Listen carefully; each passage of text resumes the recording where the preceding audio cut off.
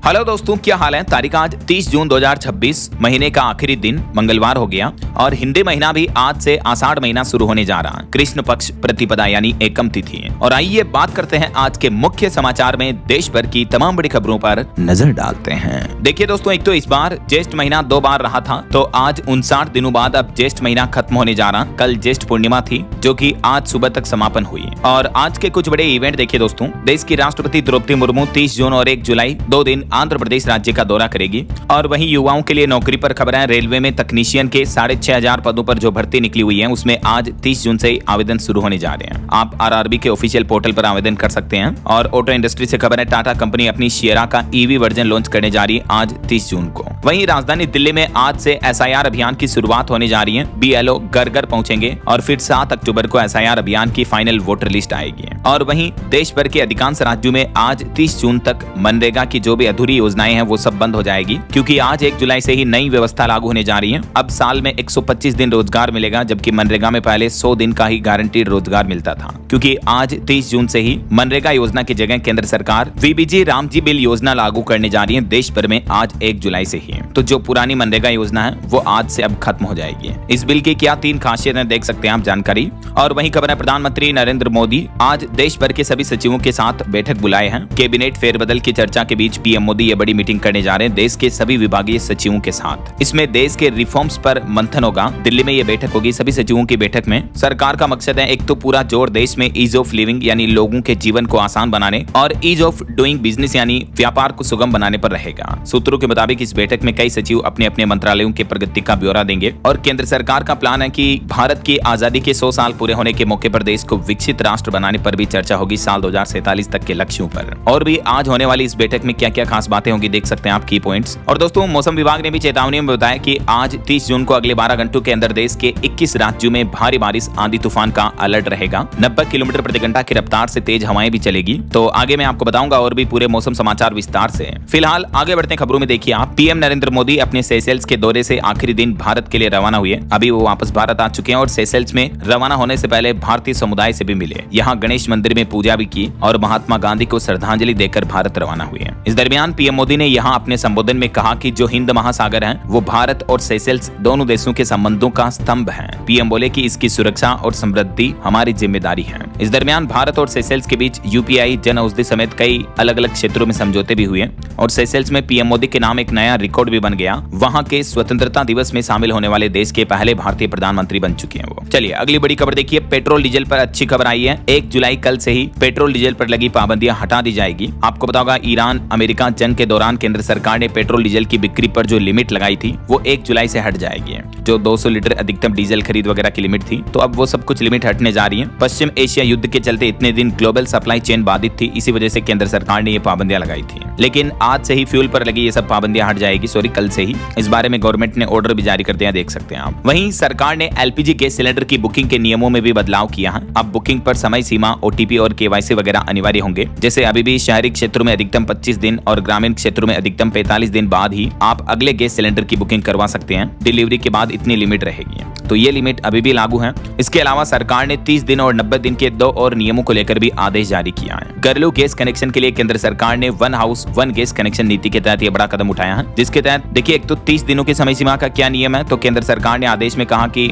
जिन भी लोगों के घरों में अभी पीएनजी कनेक्शन अवेलेबल है, तो अगले 1 महीने तक का समय है। 30 दिन के अंदर अंदर आपको अपना एलपीजी कनेक्शन सरेंडर करना पड़ेगा। और जो 90 दिनों की अल्टीमेटम लिमिट है, उसमें सरकार का कहना है कि जिन लोगों के एरिया तक पीएनजी गैस कनेक्शन की पाइपलाइन पहुंच चुकी है, लेकिन जिन लोगों ने अभी तक भी अपने घरों में पीएनजी पाइपलाइन वाला कनेक्शन नहीं लिया, लेकिन अगर आपकी सोसाइटी वगैरह में ये सुविधा आ चुकी है, तो भी आपको अधिकतम 90 दिनों की मोहलत दी जाएगी। उसके बाद आपको पीएनजी कनेक्शन लेना ही पड़ेगा और अपना एलपीजी कनेक्शन सरेंडर करना पड़ेगा ऐसा। चलिए अगली खबर देखिए। अमेरिका ईरान जंग पर अपडेट आ रहा है कि दोनों देशों के बीच एक बार फिर से हमले रोकने पर बातचीत बनी। दोनों देश राजी हुए। आज कतर में इस मुद्दे को लेकर फिर से बातचीत होगी और हॉर्मुज रूट से जहाजों का निकलना भी जारी रहेगा। और भारत की एक नई उपलब्धि देखिए, अब खराब विजिबिलिटी में भी प्लेन सुरक्षित उतर पाएंगे। सैटेलाइट सिग्नल से भारत में पहली बार कॉमर्शियल जेट की लैंडिंग होने जा रही है। और भारत के अपने खुद के स्वदेशी गगन सिस्टम का ट्रायल भी सफल रहा। तो अब जल्द ही एयरपोर्ट पर खराब मौसम में कम विजिबिलिटी में कोहरे वगैरह में भी लैंडिंग हो पाएगी। ये देख सकते हैं आप इस तकनीक की जानकारी और इससे और क्या क्या फायदे होंगे। अब डायरेक्ट सैटेलाइट के सिग्नल से विमानों की लैंडिंग होगी। चलिए अगली खबर देखिए। राम मंदिर चढ़ावा चोरी मामले में अब एक बार फिर से पूछताछ हुई। चंपत राय का बयान भी दर्ज हुआ। डॉक्टर अनिल मिश्रा समेत 80 अन्य लोगों को इस मामले में नोटिस भी जारी किया गया है और जिन 8 आरोपियों को पहले गिरफ्तार किया गया था तो उनको भी अभी 14 दिन की न्यायिक हिरासत में भेज दिया गया है। अयोध्या के वकील इस मामले की पैरवी नहीं करेंगे और ट्रस्ट की बैठक अब 5 दिन पहले होगी। पहले 11 जुलाई को इस मामले पर बैठक बुलाई थी, लेकिन अब 6 जुलाई को ही अयोध्या में बैठक होनी है। और वहीं खबर है, राजधानी दिल्ली की नई ईवी नीति को रेखा गुप्ता सरकार की कैबिनेट बैठक से मंजूरी मिल चुकी है। कल 1 जुलाई से ही दिल्ली में इलेक्ट्रिक व्हीकल खरीदने वालों के लिए नई पॉलिसी लागू होने जा रही है। अब ईवी खरीदने पर 50,000 रुपए तक की सब्सिडी देगी दिल्ली सरकार की तरफ से। इसके अलावा भी इलेक्ट्रिक व्हीकल पर रोड टैक्स, रजिस्ट्रेशन वगैरह सब कुछ फ्री रहेगा। 30 लाख तक की गाड़ियों पर यह छूट मिलेगी और 2028 से दिल्ली सरकार का प्लान है पेट्रोल और सीएनजी के 2 व्हीलर्स कंप्लीटली बंद कर दिए जाएंगे।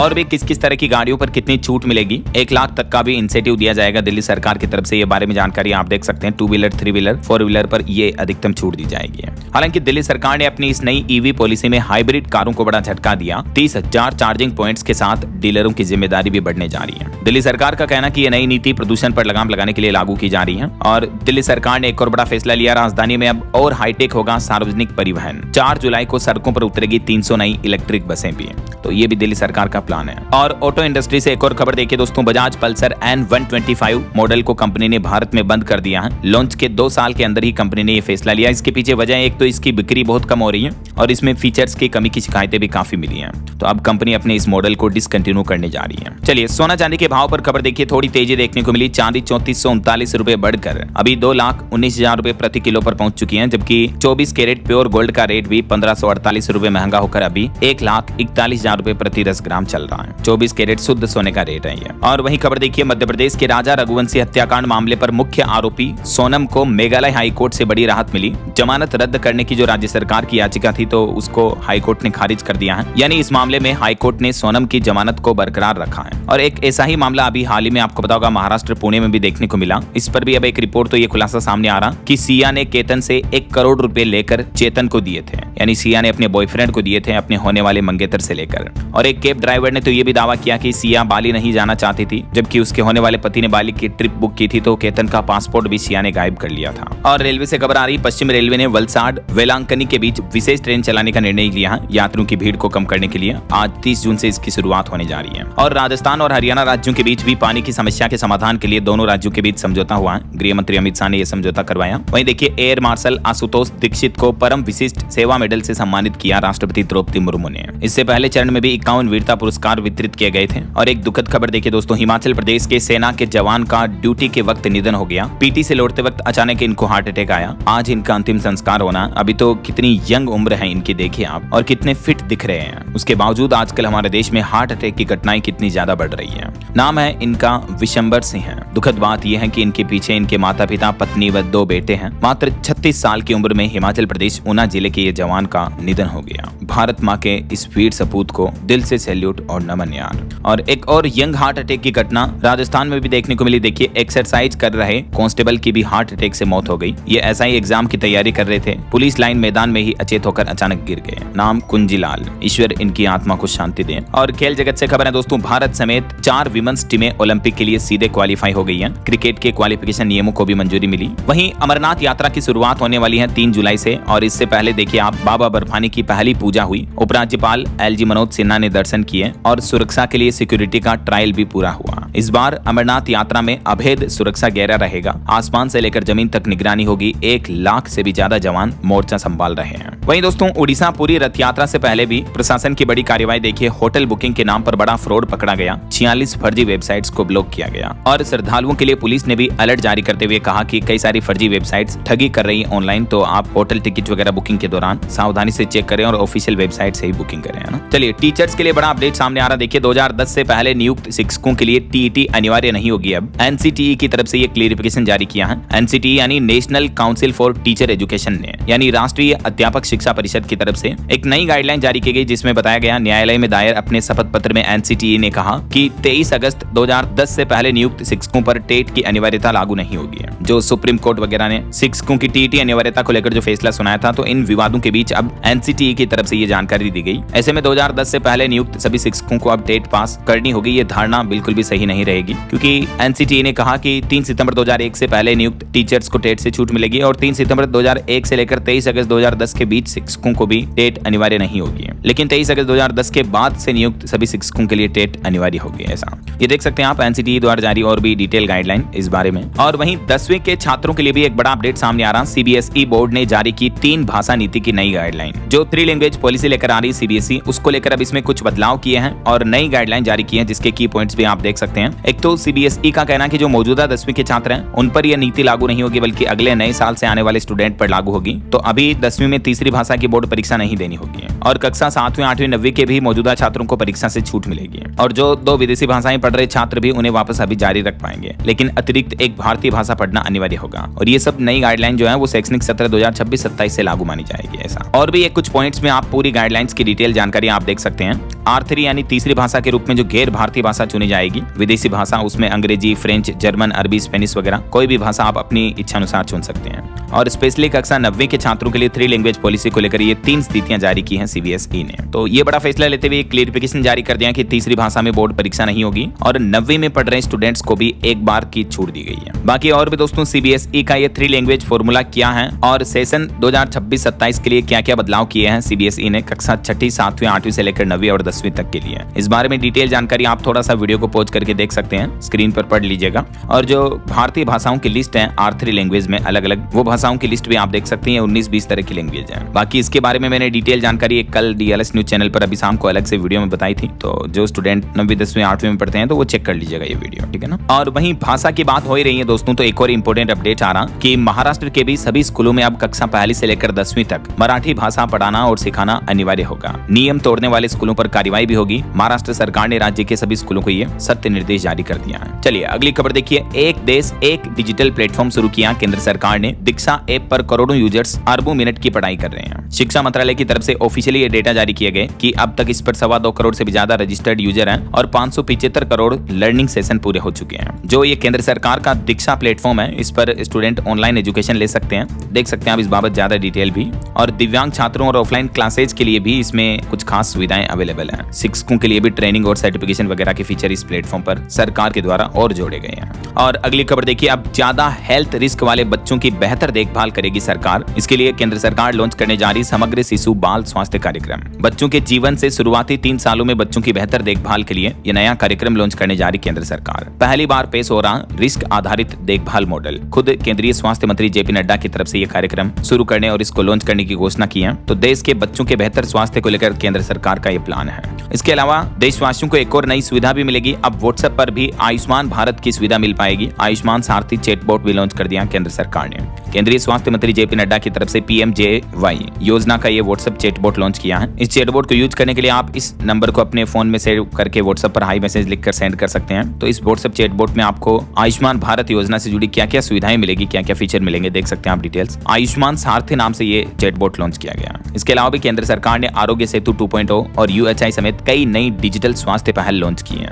बीते दिन राजधानी दिल्ली में केंद्रीय स्वास्थ्य मंत्रालय की ये बैठक हुई और इसी दरमियान हेल्थ से जुड़ी ये कई सारे प्लेटफॉर्म और ऑनलाइन डिजिटल सेवाएं लॉन्च की गई हैं। और अगली खबर देखिए। राष्ट्रीय निवेश एवं अवसंरचना कोष में 30,000 करोड़ रुपए के अतिरिक्त निवेश को भी केंद्रीय मंत्रिमंडल की मंजूरी मिल चुकी है। इस फंड का भी इस्तेमाल अलग अलग योजनाओं के लिए किया जाएगा। और केंद्रीय मंत्री का कहना है कि राष्ट्रीय ग्रामीण विकास सम्मेलन में VBG रामजी बिल का रोडमैप भी तैयार हुआ। कल 1 जुलाई से पूरे देश में ये मनरेगा की जगह लागू होने जा रही योजना। और इसके लिए केंद्र सरकार ने कहा कि 95,682 करोड़ रुपए की अंतरिम स्वीकृति भी मिल चुकी है इतने बजट की। ऐसा और वहीं अनोखी खबर देखिए। गलती सुधारो और कार्रवाई से बचो। जन विश्वास कानून के तहत कारोबारियों और MSME को सरकार ने बड़ी राहत दी है। उपभोक्ता मामलों के विभाग ने लीगल मेट्रोलॉजी नियमों में ढील देने का फैसला किया। इसके अनुसार अगर कोई कारोबारी गलती करता तो सीधा जुर्माना नहीं होगा पहली गलती पर, बल्कि उन्हें सुधारने का मौका मिलेगा। केंद्र सरकार ये नया इंप्रूवमेंट नोटिस सिस्टम लॉन्च करने जा रही है। तो इससे हमारे देश के MSME कारोबारियों को बड़ा फायदा होगा। अगर कोई मिस्टेक चूक हो जाती है तो पहला ऑप्शन उन्हें सुधरने के लिए दिया जाएगा। ईज ऑफ डूइंग बिजनेस को बढ़ाने के मकसद से सरकार की तरफ से कारोबारियों और व्यापारियों को यह राहत दी गई है। और वहीं दोस्तों बैंक खाता वालों के लिए भी बड़ा अपडेट आ रहा। ऑनलाइन पैसे भेजने के नियम बदलेंगे। 10,000 रुपए से ज्यादा के ट्रांसफर पर अब अधिकतम इतना समय लगेगा। आरबीआई का नया प्लान है, ऑनलाइन फ्रॉड रोकने के लिए रिजर्व बैंक ये नया नियम, नया सिस्टम लागू करने जा रहा। अब 10,000 रुपए या इससे ज्यादा का डिजिटल ट्रांसफर करने पर 1 घंटे तक का भी समय लग सकता है। और बैंकों ने भी सुरक्षा के लिहाज से आरबीआई के इस कदम का समर्थन किया बाकायदा।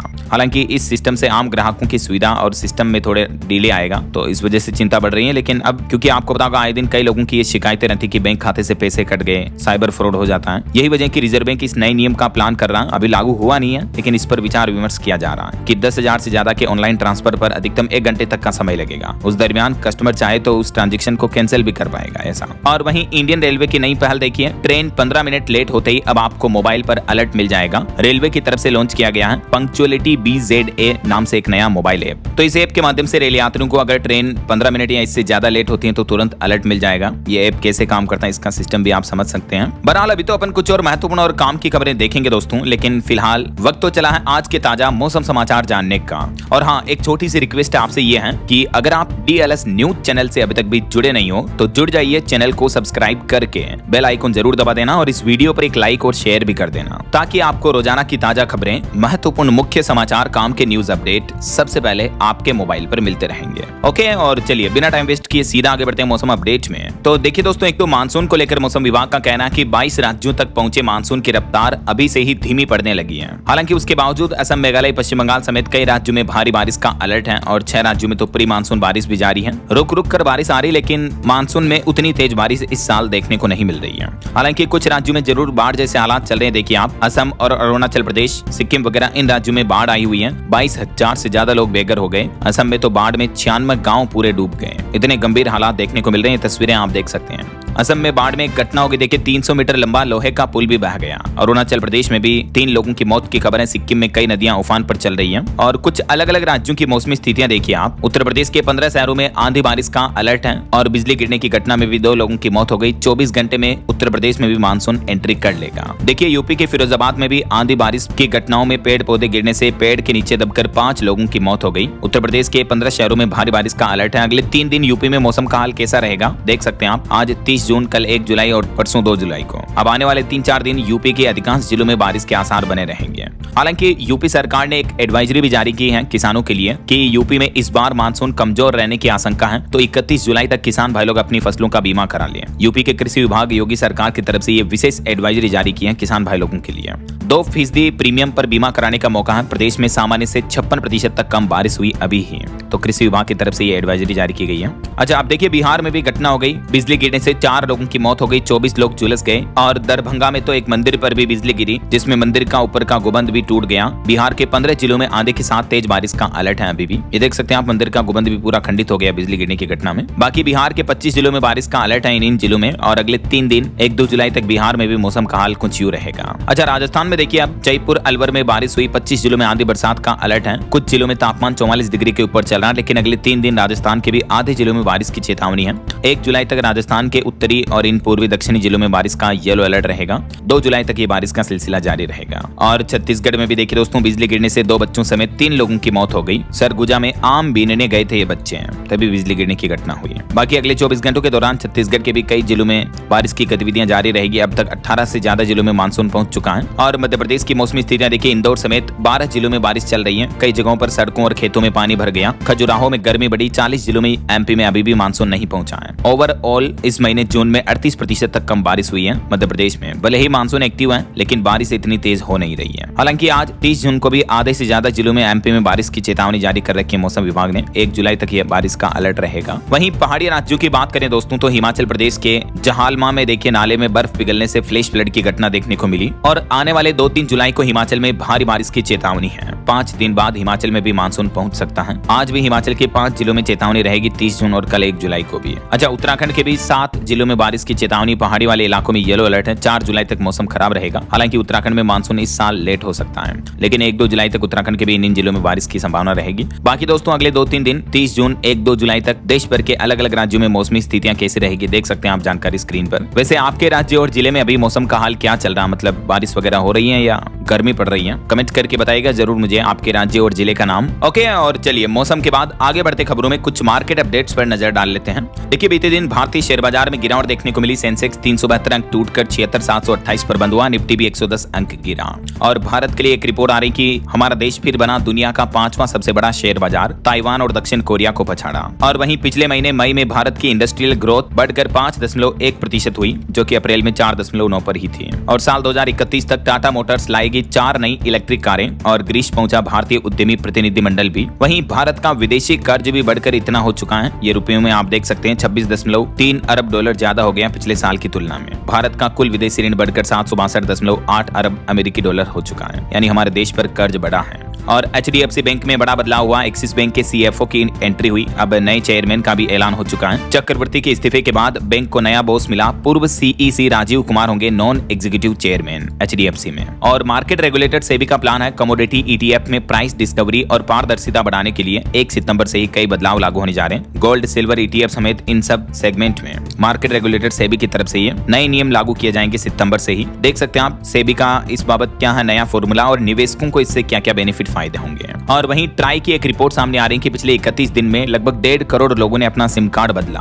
यूपी बिहार के लोगों ने सबसे ज्यादा चेंज किया, पोर्ट करवाया, मतलब जैसे एयरटेल से जियो में या जियो से एयरटेल में वगैरह वगैरह। खराब नेटवर्क की वजह से कस्टमर अपना सिम कार्ड चेंज कर रहे हैं ऐसा। और एक रिपोर्ट देखिए रियल एस्टेट इंडस्ट्री से कि जून तिमाही में घरों की बिक्री जनवरी 2023 के बाद सबसे कम हुई। ईरान युद्ध और सप्लाई चेन संकट की वजह से लोगों का सेंटिमेंट ही बिगड़ रहा है। वहीं ब्रिटिश अमेरिकन टोबैको कंपनी इस साल 9,000 कर्मचारियों को जॉब से निकालेगी। खर्च घटाने और AI अपनाने के लिए कंपनी ये बड़ा कदम उठाने जा रही है। और देश के वाणिज्य मंत्री पीयूष गोयल का कहना है कि इजराइल और GCC के साथ भारत की FTA यानी फ्री ट्रेड एग्रीमेंट पर वार्तालाप रुक चुकी हैं, लेकिन कई अन्य देशों के साथ संवाद यानी बातचीत जारी है। और दिल्ली सरकार की नई EV नीति को उद्योग जगत ने भी सराहा। बाकी दोस्तों, आधार कार्ड से लेकर पासपोर्ट तक 1 जुलाई से हमारे देश में कई सारे नए नियम, बड़े बदलाव भी लागू होने जा रहे हैं। इस बारे में अगर आप डिटेल जानकारी देखना चाहते हो कि कौन कौन से नए नियम लागू होंगे तो DLS न्यूज चैनल पर मैंने एक अलग से वीडियो डाला है, आप इस वीडियो में देख लीजिएगा ये अपडेट, ठीक है ना। चलिए मार्केट अपडेट्स के बाद आगे बढ़ते खबरों में देखिए आप अगली खबर। मध्य प्रदेश में 2 लाख कर्मचारियों के प्रमोशन की तैयारी कर रही है सरकार। आरक्षित वर्ग को फिर मिलेगा दोहरा लाभ। 36% के बाद भी अनारक्षित वर्ग में मिलेंगे पद। MP की मोहन यादव सरकार गवर्नमेंट एम्प्लॉयज को लेकर ये प्लान कर रही है। वहीं देखिए मध्य प्रदेश के टाइगर रिजर्व में पर्यटन का नया रिकॉर्ड बना। इस सीजन पहुंचे 10 लाख से ज्यादा सैलानी और 1 अक्टूबर से फिर से MP के टाइगर रिजर्व पार्क खुलने जा रहे हैं। हिमाचल प्रदेश सरकार ने बड़ा ऐलान किया। इलेक्ट्रिक और डीजल बसें खरीदने पर अब सब्सिडी भी दी जाएगी। हिमाचल सरकार बेरोजगार युवाओं के लिए खास पहल शुरू करने जा रही है। ई बस खरीदने पर 50% और डीजल बस खरीदने पर 30% तक की सब्सिडी देगी, ताकि युवा अपनी खुद की बस शुरू करके व्यवसाय शुरू कर सके ऐसा। वहीं खबर है महाराष्ट्र में बनेगा भारत का सबसे अनोखा एयरपोर्ट। मुंबई महानगर क्षेत्र की अर्थव्यवस्था को बूस्टअप मिलेगा। भारत जल्द ही अपना पहला ऑफशोर एयरपोर्ट बनाने जा रहा। महाराष्ट्र के पालघर जिले में बनाया जाएगा। और कुछ बड़े क्राइम जगत से जुड़े अपडेट देखे दोस्तों। Maharashtra Pune rape murder case में 3 साल के मासूम से दरिंदगी करने वाले 65 साल के आरोपी को कोर्ट ने मौत की सजा सुनाई। पहली बार भारत में न्याय इतना जल्दी देखने को मिला। रेप और मर्डर के दोषी को फांसी की सजा सुनाई। पुणे में 65 साल के व्यक्ति ने 3 साल के बच्चे के साथ इस तरह का घिनौना काम किया था और मात्र 60 दिन में कोर्ट ने यह फैसला सुनाया। 2 महीने के अंदर अंदर फांसी की सजा सुनाई। ये देख सकते हैं ये 60 साल का आरोपी जिसने 3 साल की नन्ही गुड़िया के साथ इस तरह का घिनौना काम किया है। ऐसे दरिंदों को तो वाकई में फांसी होनी चाहिए। और एक बड़ी घटना देखिए, थाईलैंड के डे केयर सेंटर में ताबड़तोड़ फायरिंग हुई जिसमें 34 लोगों की मौत हो गई। और एक जालसाजी की खबर देखिए दोस्तों। यूपी प्रयागराज का ये मामला है। गले में रिबन और जेब में फर्जी ID लगाकर रेल में फर्जी TTE बनकर फ्री में सफर करता था। मतलब रेलवे में फ्री यात्रा करने के लिए नकली TT बनकर घूमता था यार, देखिए याद होती है। और वहीं देखिए बड़ी खबर दोस्तों, यूरोप में 1300 से ज्यादा लोगों की मौत हो गई भयानक गर्मी की वजह से। ओमेगा ब्लॉक ने अभी जानलेवा लू को और भी खतरनाक बना दिया है। फ्रांस, जर्मनी, स्पेन, ब्रिटेन समेत यूरोप के 16 देशों में गर्मी का रिकॉर्ड तोड़ तापमान देखने को मिल रहा। भारत से भी ज्यादा भयानक गर्मी पड़ रही है अभी यूरोपियन कंट्रीज में। सड़कें भी पिघलने लग गई और जंगलों में आग लग रही इस गर्मी की वजह से। यूरोप में अभी इतनी भयानक गर्मी हो रही कि अस्पतालों में मुर्दा घरों में जगह नहीं है और AC, कूलर वगैरह इस तरह के उपकरण लेने के लिए भगदड़ मची हुई है मॉल दुकानों पर। वहीं खबर है पाकिस्तान ने अफगानिस्तान पर फिर से हमला किया। आधी रात को स्ट्राइक की जिसमें 35 लोग मारे गए। 1 महीने में ये चौथा अटैक देखने को मिला। पाकिस्तान ने यह दावा किया कि अफगानिस्तान में 3 ठिकानों पर हमले किए और TTP कमांडर समेत 29 आतंकी मारे गए। हालांकि पाकिस्तान के इस हमले की भारत ने निंदा की। गैर जिम्मेदाराना रवैया बताते लगाते हुए भारत ने अफगानिस्तान पर पाकिस्तान की इस कार्रवाई की कड़ी निंदा की है। विदेश मंत्रालय का यह बयान भी सामने आया, देख सकते हैं आप। और एक खुफिया रिपोर्ट में बड़ा खुलासा सामने आ रहा है कि यूक्रेन युद्ध खत्म होने के बाद किसी नाटो देश पर हमला कर सकता है रूस। इसको लेकर भी बड़ी तैयारी कर रहा है। ओके, और चलिए इंटरनेशनल न्यूज अपडेट के बाद आगे बढ़ते हैं खबरों में। देखिए अगली खबर, एक तो राजधानी दिल्ली में महिलाओं के लिए फ्री सफर जारी रहेगा या बंद हो जाएगा, तो इसको लेकर जो खबरें चल रही हैं इसमें कई लोग इस अफवाह पर कंफ्यूज हो रहे हैं। तो एक्चुअली बात यह है कि दिल्ली की बसों में 1 जुलाई से सिस्टम बदलने जा रहा है। 1 जुलाई से पुरानी पिंक टिकट व्यवस्था बंद हो जाएगी, लेकिन मुफ्त सफर जारी रहेगा, लेकिन अब पिंक कार्ड दिखाना अनिवार्य होगा। दिल्ली सरकार का कहना है कि टिकटों के दुरुपयोग और फर्जीवाड़े को रोकने के लिए यह नियम में बदलाव किया जा रहा है। लेकिन फ्री सफर जारी रहेगा, लेकिन अब पिंक कार्ड वाली महिला धारक ही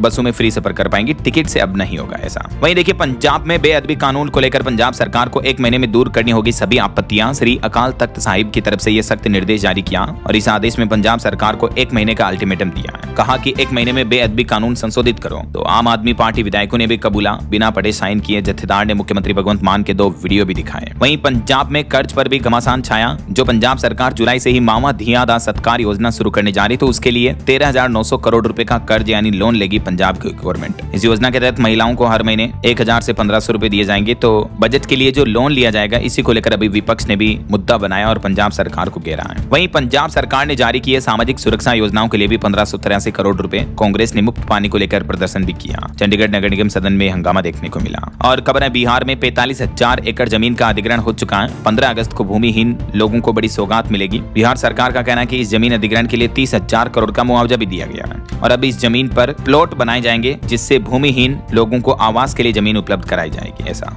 ये बिहार सरकार का प्लान है। और बिहार को केंद्रीय परिवहन मंत्री नितिन गडकरी ने भी बड़ी सौगात दी। करोड़ों की नेशनल हाईवे और एक्सप्रेसवे परियोजनाओं पर मुहर लगा दी है, जिसके तहत बिहार में इन जिलों में ये नए एक्सप्रेसवे वगैरह बनाए जाएंगे।